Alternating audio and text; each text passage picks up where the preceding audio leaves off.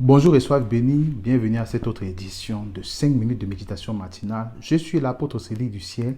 Je vais partager avec vous la parole de Dieu pendant quelques minutes. Nous allons prier pour entrer dans ce temps d'échange.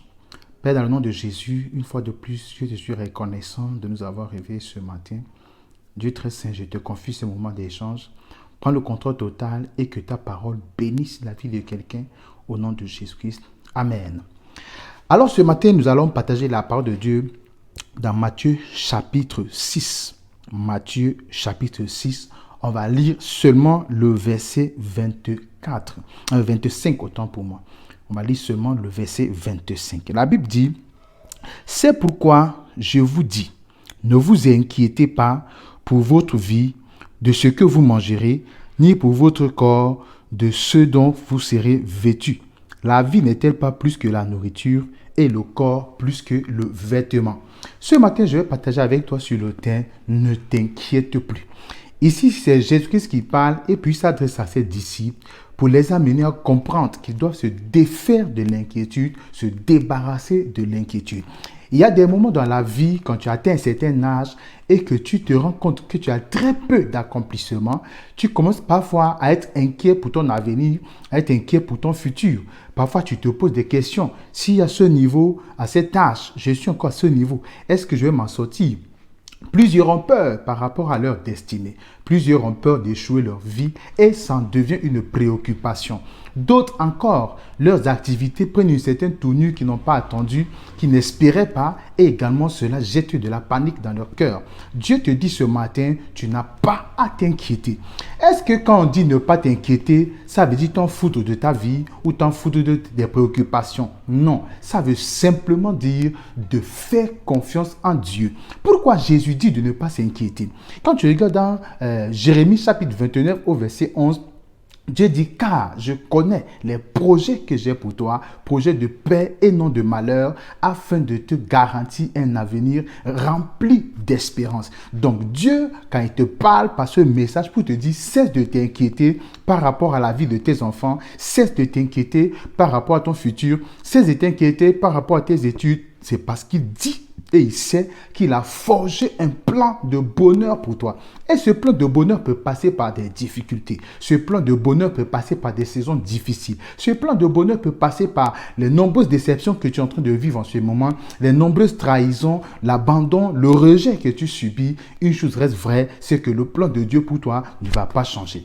Alors, qu'est-ce que tu dois faire? S'il est question que tu ne dois pas t'inquiéter, qu'est-ce qu'il faut donc que tu fasses? Faut-il que tu croises les bras? Non. Il y a deux choses que tu dois faire pour, n'est-ce pas, vivre une vie dépourvue d'inquiétude et en même temps réussite. Premièrement, tu dois faire confiance en Dieu.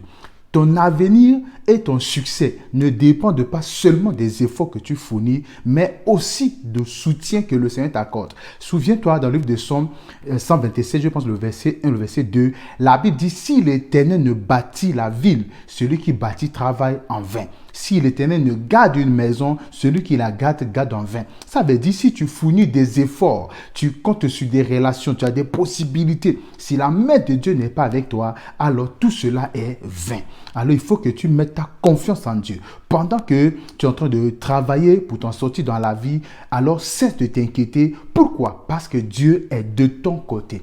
Il n'y a jamais eu quelqu'un dont Dieu a été de son côté et il a fini désespéré, il a fini un échec. Ça n'existe pas. Secondamment, rentre dans le plan de Dieu.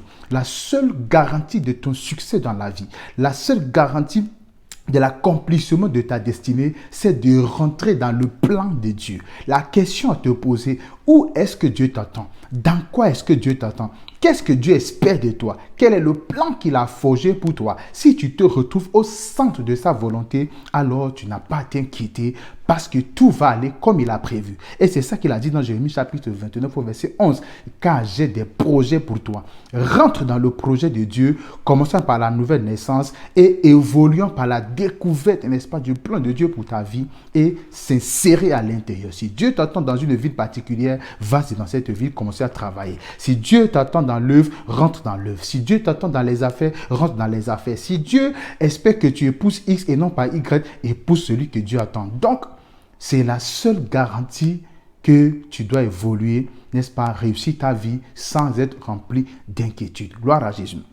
Je sais que le sujet est pertinent et épineux. Si tu as des questions, n'hésite pas à les poser et nous allons les répondre. Je suis sûr que le Seigneur, n'est-ce pas, va t'apporter la paix et la tranquillité. Nous mettons un thème à l'édition de ce matin. Rendez-vous demain matin pour 5 minutes de méditation matinale. Je vais prier pour ta journée avant que nous nous séparons. Tant de Père Céleste, je te suis reconnaissant parce que tu as parlé à ton peuple. Je prie au nom de Jésus que le Seigneur bannisse l'inquiétude de ton cœur. Toi qui suis cette vidéo en ce moment, que l'inquiétude cède de place à la paix, cède de place à la tranquillité, que la panique cède de place à l'assurance. Au nom puissant de Jésus, que tout ce qui remplissait ton cœur d'inquiétude, de soucis, que cela soit banni et ôté. Au nom puissant de Jésus Nazareth, je prie que le Saint-Esprit se charge de tes fardeaux, se charge de tes soucis et t'accorde la paix et la tranquillité d'esprit. En cette journée, tu es vainqueur et tu es victorieux au nom puissant de Jésus. Amen.